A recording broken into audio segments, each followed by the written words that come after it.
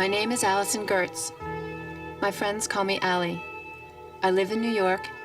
I'm 23 years old, and I have AIDS.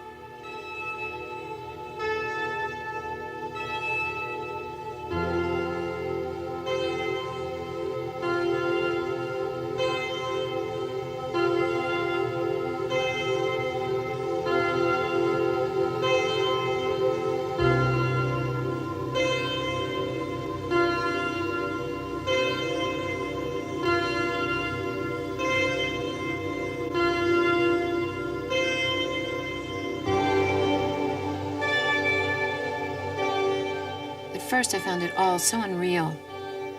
I didn't want to believe this was happening to me.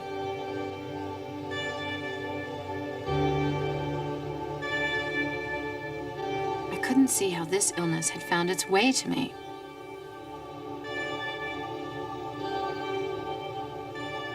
I'd never used drugs intravenously.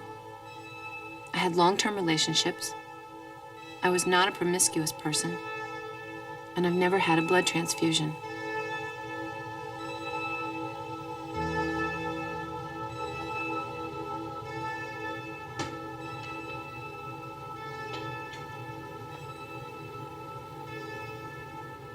It all started about a year ago, when I started to feel unwell, with a fever and other symptoms. The fever dragged on, and medication didn't have any effect on my condition. I went into a hospital where it was thought I had Hodgkin's disease, a form of cancer. I underwent further exhaustive and unpleasant examinations. Then one day, the doctor came to me and told me that I had AIDS.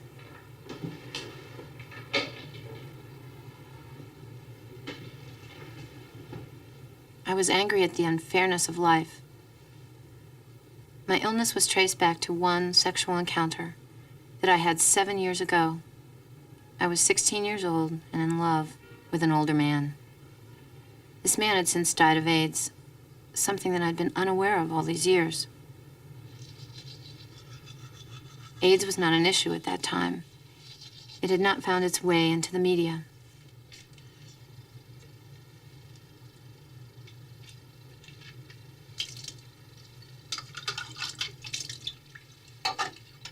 After the initial shock, the first thought that came to my mind was that I was going to die. But at the same time, I didn't feel this was true. I felt like two different people. One whose life was over, and the other, the positive, optimistic person that I am, who said, I'm going to fight back.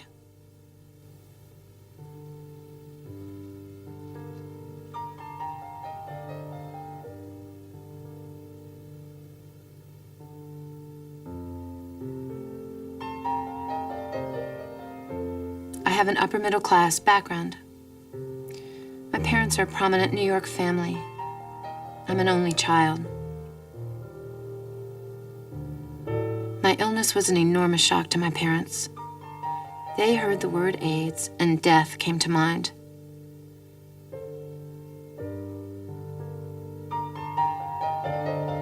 I had to deal with their grief and that of my friends and relatives. My father cried a lot, and my mother was quiet and withdrawn.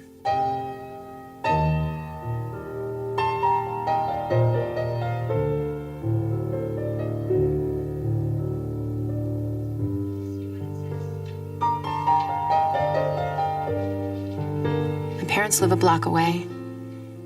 My mother calls several times a day to see how I'm feeling. I see my father once or twice a week.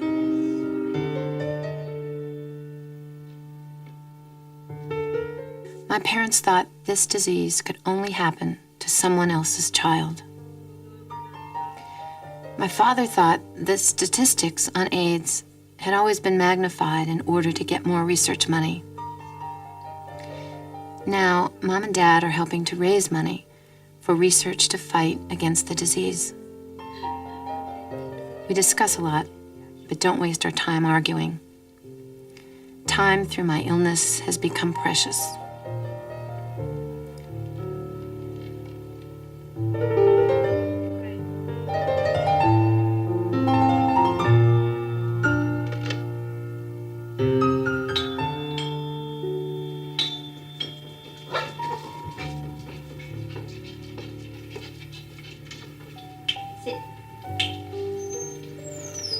Hi. Hi. How you doing? How are you? Okay, it's good to see you. Look You pretty too. good there. How's my friend Saki? Are you doing okay? He's good. Yeah? Happy to see me? So we have a lot of work to do? Big shopping bag full. Okay. Saki, we don't have anything for you. Nothing. Maybe I should put a file in here for... A few months after learning that I had AIDS, and after talking to my parents, I decided to go public. Yeah, I thought that in going public, I could help other people avoid the disease. need reply. I've appeared on TV and in radio programs, and I've given interviews to several newspapers and magazines. I receive hundreds of letters from people, some in the same situation as I am. We can put them in there, we'll put a note on the Every top. day I get requests to do other articles and talk to different societies and institutions. My health and the time necessary doesn't allow me to satisfy all these requests. So Chris, an old friend of the family, helps me go through them and advises me. This is Princeton I've taken care of. There is a person from U.S. News and World Report Yeah. who would like to interview you on the phone. He is doing a piece on AIDS and the fact that it's continually stressed as a minority disease, the disease of the minority community. And he certainly believes that you would be able to certainly dispel that myth, and that it is a people problem and it's not focused on one race. Right. I think he's worth your calling and having a 10 to 15 minute interview with on the phone. So what file does this go under? Pending media interviews. I should write this down so that I know. I have to make files for these things, so... This is a very nice letter from a young man who saw your story in Esquire. That was a very nice letter from this young man. I still have to write a thank you note to those guys. I have stationery to be printed over. I should have it next week tomorrow. He just wanted to send you his regards. This guy doesn't want anything. It's nice when they don't want something. Oh, everybody's praying for me. Isn't that nice? Well, if prayers work, then I'm surely going to be okay. This is a student at Columbia who is doing he's doing a research paper and would like to interview you about AIDS. Please. Having enough problems. I think this is thanks, but I'm sorry we can't do this. I think you just have to draw lines here. What do we put this in, though? I think almost a form letter has to get written up because it's... That should say, basically, I'm sorry we'll be unable to help you. You at this time, Allie is quite inundated. Quite overwhelmed with a lot of projects she's working on, and I'll work out some language letters for you. that need responses.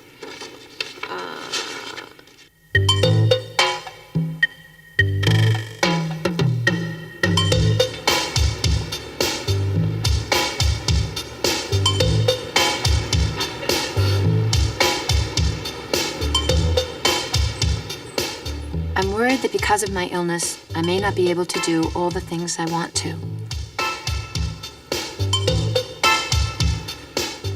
I will be talking to students at colleges and universities. I hope that my personal story will convince them to be more responsible. You can't tell if a person has AIDS just by looking at him or her. I don't look ill.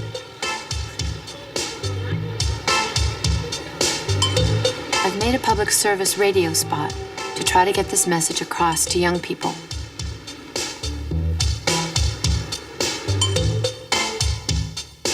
My name is Allie Gertz, and I'm 23 years old, and I have AIDS. A while back, I slept with a man. I slept with him one night, that was all, and I got AIDS. One night of passion these days can lead to death. Part of being young is being able to be carefree, and part of AIDS is giving that up.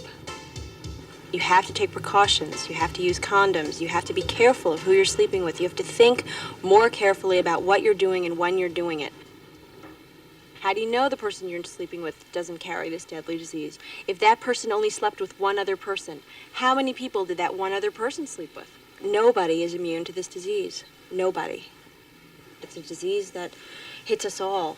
It's a disease that shows no preference to sexual behavior or money or poverty. It's a disease that really just exploits humans.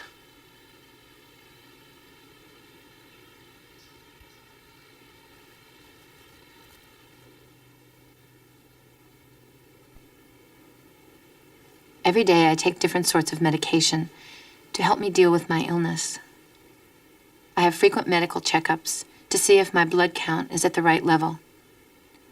If it were to get low, it would weaken my resistance to infection.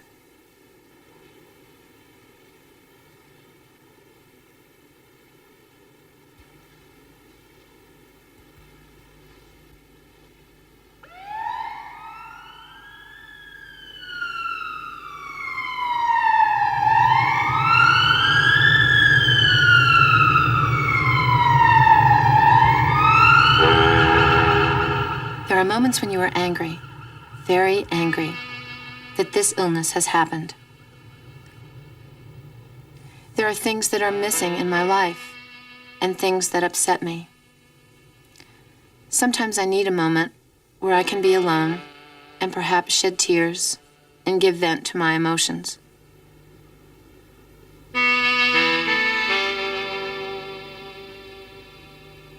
It can be very lonely to be a 23-year-old woman who has friends who are dating and getting married.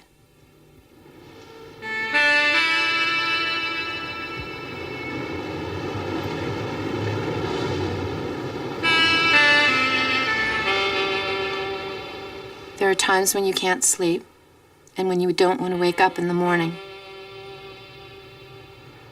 My boyfriend and I had been together for 3.5 years, but decided that since I was sick, we should not sleep together anymore, even if we were careful. He was frightened, and I can understand. It was very hard for both of us.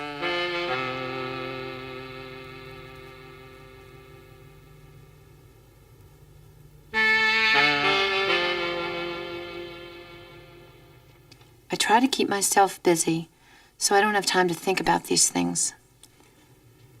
Otherwise, I fall into a sort of self-pity that immobilizes me. I've set up an organization called Love Heals.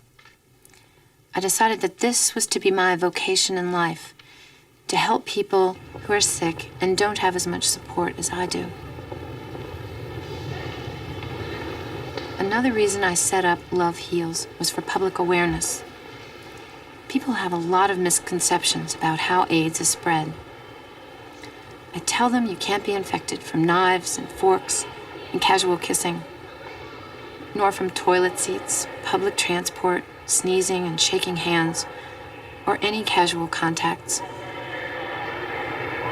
The disease is spread through sexual intercourse, through blood, or from an infected mother to her child.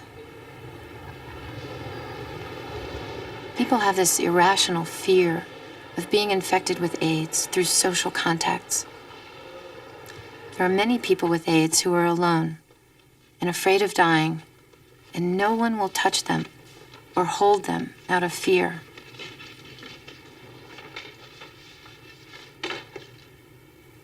I trained to be an artist, but for now I've put that aside. I'm busy writing a book based on my diaries that will be published in the future. It's basically about adversity and triumph. Through it, I'd like to give other people some hope in life.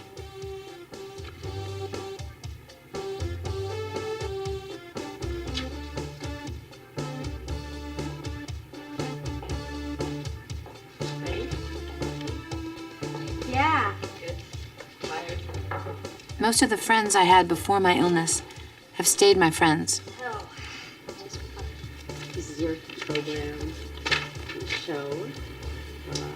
Wow. I'm really glad. it's in here. 320 people, huh? And then the other guys, there were people standing? Yeah, Who they're was like standing? there were actually 380. Wow. A lot of people came. Mary McFadden came with her new husband. He was Yeah. nice and cute, and I was happy. I just wish. People who I loved and were part of my life in the past Yeah, are now so Roger's voice is to a much great. greater Absolutely degree. great. People were shouting in the audience. It's really good. Bravo, you mean? Bravo, yeah, they made the whole cast come back on for another ovation. It was Oh, great. that's great. That's great. Victoria has been a friend for years. At MK. Yeah. Did Hillary and Bill go to MK? No, I don't think so. Just went to the show. She looks good. Does she? Yeah, she's sort of looking ready to get married. Huh. My friends realize Yeah, I don't know. that they could have easily been in the same situation as I am. Yeah, ready to be loved. 3 months away. Yeah. We're gonna really need that weekend. I'm gonna really need that weekend. Yeah. For you, one wedding right into another. Well, it's 3 months away. It's not. But yeah, This I have week- this wedding in December and then a wedding in May.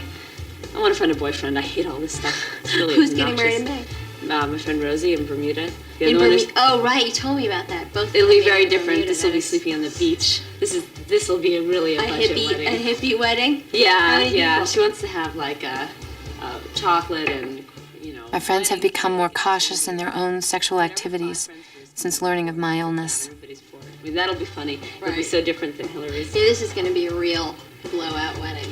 C'est la vie. Oh, and I hope there's someone there who we can all get crushes on. God, I hope it's not only couples. That'll be really depressing. Otherwise, we'll have to bring our own. Whatever. I won't even say it. But anyway, yeah. So what are you gonna have Gordon do for? There's something gold with like sort of like I want something strapless, like in gold and tight and big and puffy. Big and puffy Something and that tight? like when Prince Charming sees me, he goes, "I want this woman." Long? Long, yeah, Yeah. long and full, long and on the beach, Okay. romantic, yeah.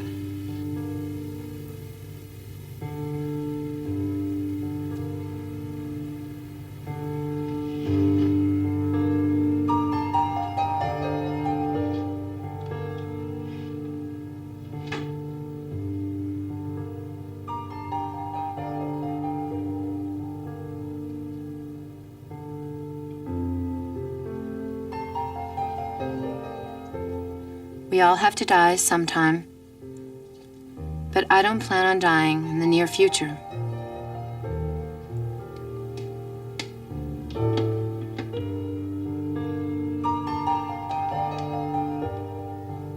When I see someone dying from this illness, I feel for that person and what he or she has been through.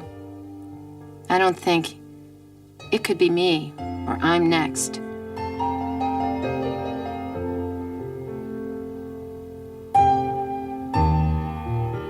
Death has never really frightened me. I've always thought of it as a transition from one life to another, and I don't fear that. I am, however, frightened of pain, of suffering.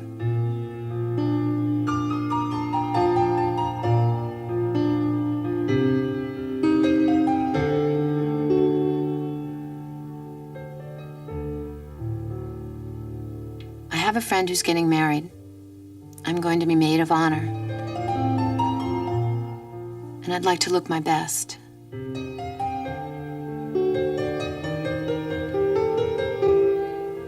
There are things that I'll have to postpone in my life for the moment. I'd like to get married and have children and live in the country with my animals. I believe I will, and that science will come up with an answer. My name is Allison Gertz. My friends call me Allie. I'm 23 years old. When AIDS struck, I was just starting out in life.